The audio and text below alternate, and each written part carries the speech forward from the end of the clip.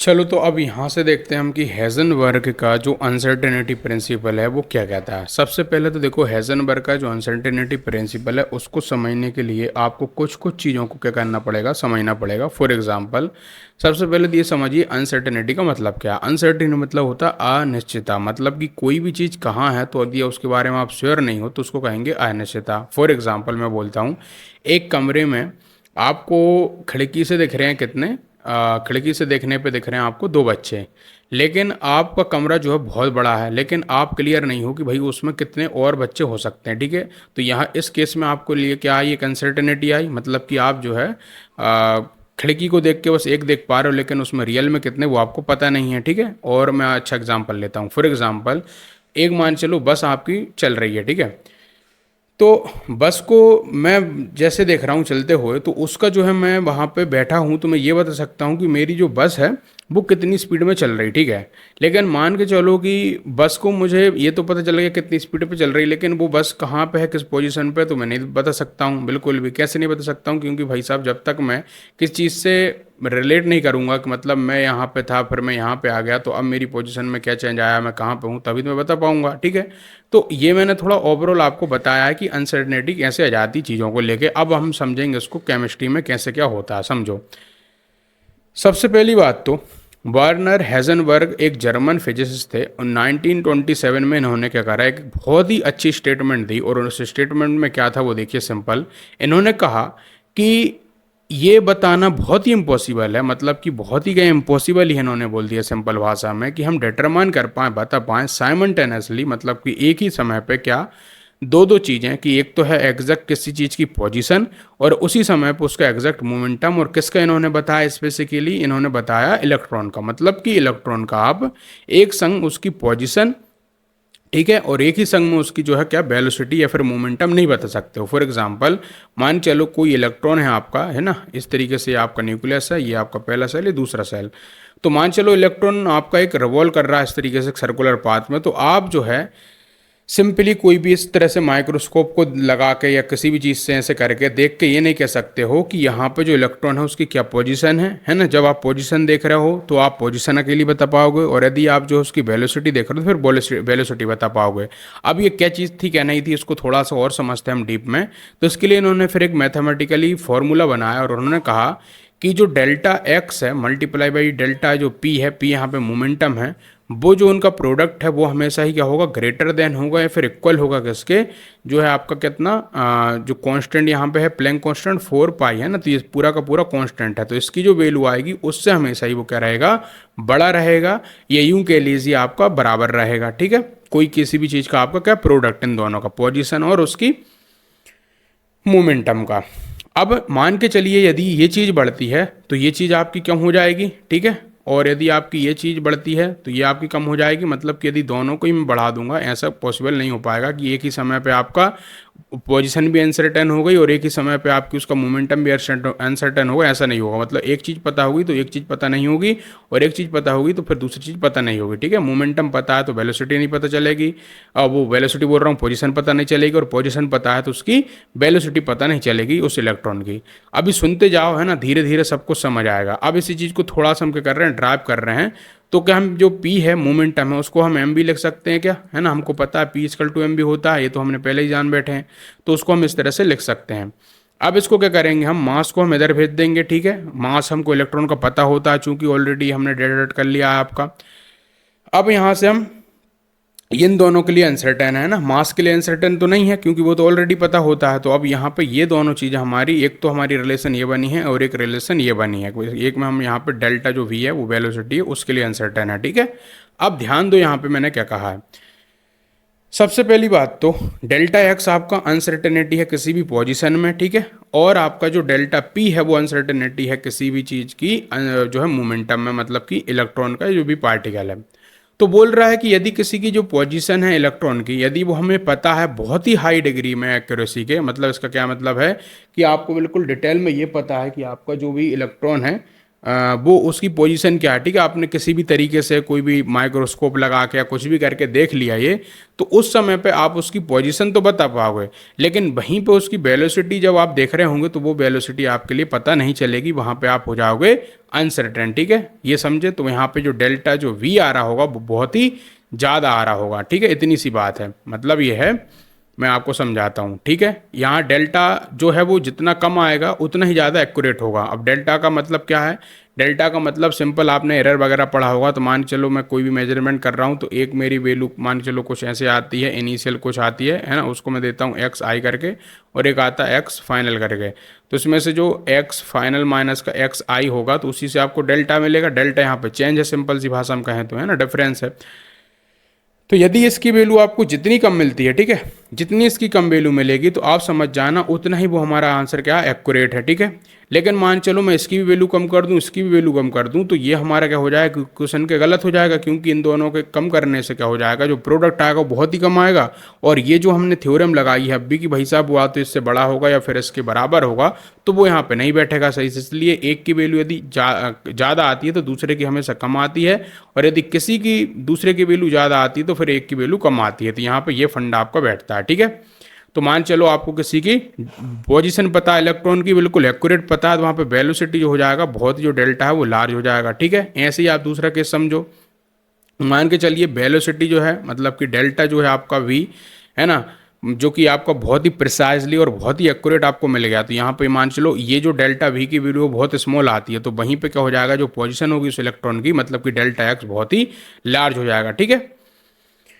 तो यदि हम कैरी आउट करें कुछ फिजिकल मेजरमेंट को इलेक्ट्रॉन के, तो पोजीशन और वेलोसिटी का जो आउटकम आएगा वो हमेशा ही आपको कैसा आएगा, फ्यूजी आएगा, फिर ब्लर पिक्चर आएगी। मतलब सिंपल सा ये है कि आपने क्या करा, किसी भी इलेक्ट्रॉन को देखना शुरू कर दिया आपने माइक्रोस्कोप लगा के, तो एक ही समय पर दोनों चीज़ों को देख पाना बहुत ही कन्फ्यूजन का काम है, देखना पॉसिबल ही नहीं है, ठीक है। अब आगे सुनो, ये सबसे इंपॉर्टेंट पैराग्राफ है आपका। यदि आपने ये नहीं समझा तो फिर कुछ नहीं समझे, ठीक है। और मैं यहाँ पे कोई रीडिंग नहीं करने वाला हूँ, बल्कि इसको रियल में और प्रैक्टिकल वे में समझाने वाला हूँ। इसको हम समझेंगे एक एग्जाम्पल से, ठीक है। देखो फॉर एग्जाम्पल मान के चलो, जो अनसर्टेनिटी है ना, जो अनसर्टेनिटी प्रिंसिपल है वो, उसको हम एग्जाम्पल समझेंगे कि ऐसा करो कि एक आप मेजरमेंट कर रहे हो किसी भी थिकनेस वगैरह को, मोटाई किसी भी एक सीट की, एक पेपर की, ठीक है, पेपर पेज को, तो उसको किससे कर रहे हो, अनमार्क्ड मीटर स्टिक से कर रहे हो। समझो इस चीज़ को, मैंने क्या कहा, मतलब ये है कि एक मान चलो मेरे पास में इस तरह से एक पेपर की सीट है, ठीक है। अब इन्होंने थिकनेस कहा है, मैं थिकनेस मैकनेस नहीं मेजर करूंगा, क्योंकि वो हमारे लिए कन्फ्यूजन हो जाएगी। मैं इसको लूँगा कि मुझे इसकी लेंथ मेजर करनी, फॉर एग्जाम्पल, है ना, कि जो मेरा सीट ऑफ पेपर है उसकी लेंथ क्या है, ठीक है, यहाँ से यहाँ तक की, ठीक है, लेंथ मेजरमेंट करनी है। लेकिन मैं इसको मेजरमेंट करने के लिए एक ऐसा मीटर स्टिक ले रहा हूँ, ठीक है, ध्यान देना, मैं ऐसे एक मीटर स्टिक ले रहा हूँ जिसके की क्या है, जो वहाँ पे जो मार्क होते हैं ना, वो मार्क ही नहीं है, बल्कि कैसा है, बिल्कुल प्लेन है, सीधा सा है। तो अब बताओ कितनी बड़ी मूर्खता है, क्या मैं किसी भी एक अनमार्क उससे, जिसमें कि मार्क ही नहीं बने हैं, ग्रुप ही नहीं बने हैं, तो क्या मैं उससे जो है मेजर कर लूँगा? क्या, बिल्कुल नहीं कर पाऊंगा, सीधी सी बात है। बहुत बढ़िया। अब आगे बात सुनो क्या लिखी इन्होंने। फिर कह रहे हैं कि ये जो है बहुत ही क्या हो जाएगा, मीनिंगलेस हो जाएगा ऐसा करना, और बहुत ही इनएक्यूरेट है ना, कि हम किसी चीज़ की मेजरमेंट कर रहे हैं और उसमें मार्क ही नहीं बने, किसी भी जिस चीज़ से मेजर कर रहे हैं, ठीक है, पहली बात। अब दूसरा सुनो, तो यदि हम किसी चीज़ को मेजर करना है, फिर एक्यूरेट हमको उसको मेजर करना है, तो हमें उस तरह के इंस्ट्रूमेंट की ज़रूरत पड़ेगी जिसमें कि जो मार्क बने होंगे या जो भी यूनिट का यूज़ हो रहा होगा वो स्मॉलर होगा उसकी थिकनेस से। यहाँ पे हम पेपर की बात कर रहे हैं उसकी। तो अब मैंने फिर से वही कह रहा हूँ कि उसकी थिकनेस को मतलब वहाँ पे लेंथ को ले लो, हम मान चलो लेंथ को ही फिर से मेजर कर रहे हैं। लेकिन अब हमारे पास में एक ऐसा स्केल है जिसमें कि क्या है, आपका प्रॉपर यूनिट बनी है, और वो यूनिट इस तरह से बनी है कि वहाँ पे स्मॉल यूनिट्स का यूज़ हुआ है। कैसा स्मॉल यूनिट्स है? स्मॉल यूनिट्स में जैसा सेंटीमीटर है, स्मॉलर है मीटर की तुलना में, मतलब कि कोई चीज़ हमारा मीटर में है, ठीक है, और सेंटीमीटर है, तो अब यहाँ से कौन छोटा है? तो सीधी सी बात है, आपका सेंटीमीटर छोटा यूनिट है, तो हमें सेंटीमीटर से ज़्यादा हमको चीज़ें पता चलेंगी, ज़्यादा प्रिसाइजली पता चलेगा, और एक्यूरेसी प्रिसीजन आपको पहले ही बता दिया है। तो इस मीटर स्केल में कुछ इस तरीके से फिर मान के चलो ग्रुप बने, कैसा कि एक बना इस तरीके से, है ना, तो इसका मतलब है कि यहाँ पे है 1 मीटर, यहाँ बना इसका मतलब है 2 मीटर, ठीक है, एक ग्रुप यहाँ पे बना इसका मतलब है 3 मीटर। तो अब यहाँ पे जब हमारे पास में इस तरह से ग्रुप बने होंगे, तो इस पेपर पे जैसे हम इस स्केल को उठा के रखेंगे तो हम इजीली बता पाएंगे इसकी लंबाई कितनी है, ठीक है। ऐसे हम थिकनेस ही बता सकते हैं इसी का यूज़ करके। अब दूसरी बात सुनो, ये जो पेपर था मेरा वो क्या था, मान चलो बहुत ही बड़ा था और मैं यहाँ पे श्योर नहीं था कि कितना बड़ा हो सकता है, लेकिन मैंने क्या करा, जितना छोटा यूनिट का स्केल लिया, छोटा यूनिट का मान के चलो, अभी मैंने मीटर लिया था, अब मान चलो सेंटीमीटर स्केल ले ला, तो मैं सेंटीमीटर में बताता, मतलब यहाँ पे जो होता वो मेरा 1 सेंटीमीटर, फिर ये 2 सेंटीमीटर, यहाँ पे ये 3 सेंटीमीटर, तो इस तरह का स्केल यदि मैं लेता तो मुझे और एक्यूरेटली इसका पता चल जाता कि इसकी लंबाई कितनी है। ठीक है, समझे कि नहीं समझे? तो इस चीज़ का हमने यहाँ से ये चीज़ समझी है, तो इसी एनालॉजी को, इसी चीज़ को हम लगाएंगे अभी हमारा क्या, इलेक्ट्रॉन का मेजरमेंट करने में। अब देखो कैसे, तो मान के चल लो कि इसी बात को हम लगाएं, तो यदि हमको किसी की डिटरमाइन करनी है, डिटरमाइन मतलब कि पता करनी है किसी भी चीज़ की पोजीशन, मान चलो इलेक्ट्रॉन की, तो हमें ज़रूरत है उस तरह का मीटर स्टिक यूज़ करना। अब यहाँ पे मीटर स्टिक कह रहे हैं, वैसे तो इलेक्ट्रॉन में मीटर स्टिक का कोई रोल ही नहीं है भाई, कहाँ जाके आप मीटर स्टिक लगा दोगे, लेकिन फिर भी वो कह रहे हैं कि मान चलो हमें उस तरह का मीटर स्टिक यूज़ करना है, फिर उस तरह का इंस्ट्रूमेंट यूज़ करना है जिसमें कि जो कैलिब्रेटेड होगी, जो यूनिट्स होंगी वो कैसी होगी, स्मॉलर होंगी, जो डायमेंशन उस इलेक्ट्रॉन की है। अब चूंकि भैया इलेक्ट्रॉन की तो डायमेंशन ही नहीं होती, यहाँ पे लिखा भी है इन्होंने, मतलब कि क्या है कि इसका कोई भी आपको ऐसा नहीं होता कि इलेक्ट्रॉन की लेंथ है फिर जो आपकी विड्थ है, समझ गए, मतलब ये ऐसा है कि इलेक्ट्रॉन आपका एक तिनका है। ठीक है, इस तरह से तिनका, मैं ऐसा तिनका बना दूं, तो यहाँ पे ना तो इसका लेंथ होगा, ना इसकी भाई साहब कोई भी टाइम होगा, ना इसका कोई भी आपका कुछ भी नहीं होगा, है ना, हमको पता ही नहीं चलेगा भैया ये क्या है आपका, है ना, इसका कोई लेंथ पता चल रही है, ना इसकी चौड़ाई ना लंबाई। ठीक है, बस एक पॉइंट है ये। तो चूंकि एक डायमेंशन लेस है, तो हमें कुछ ऐसे इंस्ट्रूमेंट की जरूरत है कि मान चलो इलेक्ट्रॉन का साइज मान के चलो कि है इतना बड़ा। ठीक है, इलेक्ट्रॉन का साइज है इतना बड़ा, समझो ध्यान से, बहुत ही इंपॉर्टेंट लाइन है, पसीने छूट जाते हैं बताने में, कई बड़े बड़े प्रोफेसर लोग से भी समझोगे। तो मान चलो इलेक्ट्रॉन का साइज इतना बड़ा है, ठीक है, मैंने जो बनाया है, तो वहाँ पे हमको ऐसा कुछ एक फोटोन चाहिए, क्योंकि चूंकि इलेक्ट्रॉन एक फोटोन ही है अल्टीमेटली, तो हमको एक ऐसा फोटोन चाहिए जिसका इसका जो साइज है इलेक्ट्रॉन से की तुलना में वो इतना सा हो, है ना, छोटा सा हो। ठीक है, समझे? तो उस दौरान में क्या करेंगे कि जब हमारा ये जो छोटी सी चीज़ आएगी, तो जब इससे टकराएगी, अभी मैं आपको समझाऊंगा कैसे क्या टकराएगी, तो उस दौरान जब ये टकराएगी तो हम समझ जाएंगे कि भैया इसको टकराने में क्या टाइम वाइम लग रहा है और क्या हो रहा है, तो उससे हम समझ पाएंगे किसका क्या आ रहा है, पोजीशन कहाँ पे है। समझे? मतलब कि इस ये जो हमारा साइज में बड़ा है इसके मुकाबले, तो यहाँ पे ऐसा कब पॉसिबल होगा, जब हम आपको बुक से ही पढ़ाते हैं, थोड़ा सा पहले समझो। ठीक है, तो इलेक्ट्रॉन को हम क्या करेंगे, इस चीज़ को हम देखेंगे, तो एक हम ऐसी एक लाइट का यूज़ करेंगे, फिर एक ऐसी इलेक्ट्रोमैग्नेटिक रेडिएशन के यूज़ करेंगे जिसमें कि क्या होगी, उसकी वेवलेंथ हमेशा ही क्या होगी, स्मॉलर होगी। तो वही मैं बोल रहा हूँ कि यहाँ पे हम इस तरह का वेवलेंथ का यूज़ कर रहे हैं, देखो, जिसमें कि इस तरह से ये जो निकाला रहा है मैं वेवलेंथ निकाल रहा हूँ, तो वो हमारी क्या उस इलेक्ट्रॉन के साइज से भी छोटी निकल रही है। तो वो कब होता है, जब किसी की जो लैम्डा की वैल्यू होती है बहुत ही कम होती है, जिसकी वेवलेंथ कम होती है। ठीक है, उस तरह की लाइट का यूज़ करेंगे और उसको उस पार्टिकल पर चमकाएंगे, जैसा कि गामा रे हो गई, अल्फा रे हो गई, तो इनकी क्या होती है, वेवलेंथ बहुत ही छोटी होती है। अब छोटी होती है तो इनका जो फोटोन होता है वो भी छोटा होता है। ठीक है, तो अब ये जो वाला फोटोन हमारा क्या होता है, इनसे टकराता है किसी भी इलेक्ट्रॉन से, तो वहाँ से हम मेजरमेंट कर लेते हैं उसकी पोजीशन को, वो हम आगे समझेंगे। ठीक है, समझे यहाँ तक? तो हम उस तरह का वेवलेंथ का यूज़ करेंगे स्मॉलर का, जिसका कि उस डायमेंशनलेस इलेक्ट्रॉन के लिए। तो यहाँ पे जो जितना हाई आपका क्या हो जाएगा, मोमेंटम होगा उस फोटोन का, मतलब कि जिस हम वेवलेंथ का यूज़ कर रहे हैं इस तरीके से, तो उसका जो भी फोटोन वहाँ पे मोमेंटम शो करेगा, जैसा कि मान चलो एक लाइट है जिसका कि मोमेंटम निकालने का तरीका क्या होता है, एच ओवर का लैम्डा। ठीक है, तो उससे आप मोमेंटम निकाल सकते हो, बस यहाँ पे लैम्डा की वैल्यू पुट करिए, उस भी जो वेवलेंथ का यूज़ कर रहे हैं, और यहाँ पे प्लेइंग कांस्टेंट की वैल्यू पुट करिए, वहाँ पे आपको ये मोमेंटम पता चल जाएगा। तो जितना कम आपका क्या होगा, लैम्डा होगा, उतना ही कम क्या हो, ज़्यादा होगा आपका मोमेंटम होगा। समझे? जितनी लैम्डा की वैल्यू कम उतना मोमेंटम ज़्यादा। तो जब ये मोमेंटम उसका ज़्यादा होगा उस फोटोन का, तो वो क्या करेगा, वहाँ पे चेंज करेगा एनर्जी में उस इलेक्ट्रॉन की, जब उससे वो टकराएगा। समझे कि नहीं समझे? बड़ी इंपॉर्टेंट लाइन है, मैं यहाँ पे आपका समय बर्बाद नहीं कर रहा हूँ, भले ही ध्यान सुनना।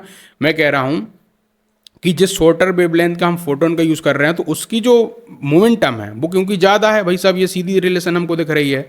तो अब यहाँ पे ज़्यादा होने से क्या हो जाएगा कि यहाँ पे उसकी एक एनर्जी का चेंज आएगा। कब चेंज आएगा? जब जो हमारा वो फोटोन है ना, वो टकराएगा उस इलेक्ट्रॉन से। ठीक है, जिस जो शॉर्टर वेवलेंथ वाला फोटोन है, तो वहाँ पे कोलाइजन क्रिएट होगा। कोलाइजन होता है टकराना। तो इस प्रोसेस में हम बिल्कुल डाउट नहीं होगा और हम यहाँ पर कैलकुलेट कर पाएंगे उसकी पोजीशन उस इलेक्ट्रॉन की। लेकिन यहाँ पे हमको बहुत ही कम पता चलेगा कि वहाँ पे उसकी वेलोसिटी क्या रही होगी। अब ऐसा क्यों होता है समझिए। देखिए, जब ये आपका फोटोन ये छोटा सा आ रहा है और इधर पे आपका एक इलेक्ट्रॉन है यहाँ पे, उससे जब ये टकराएगा तो उस टकराने के दौरान पे यहाँ पे जो इलेक्ट्रॉन है वो ऐसा तो था नहीं कि भाई साहब उसके पास में कोई आपकी वेलोसिटी नहीं थी, होगी उसकी वेलोसिटी, लेकिन क्या था कि जब ये टकराया तो उस दौरान पे ये जो हमारा इलेक्ट्रॉन था वो एकदम से रुक गया, ठीक है, स्टॉप हो गया वहाँ पे। तो अब ये जरा रुकेगा तो उस रुकने के दौरान पे इसकी जो वेलोसिटी है उसमें तो हम पता ही नहीं चल पाएगी भैया वेलोसिटी क्या थी, लेकिन टकराने से जहाँ पे ये रुकेगा और जहाँ पे टकराएगा और एनर्जी का जो लॉस वगैरह होगा उस सबको हम कैलकुलेट करके ईजिली बड़े अच्छे से समझ पाएंगे इसकी पोजीशन कहाँ है, ठीक है, जब ये टकराएगा, ठीक है।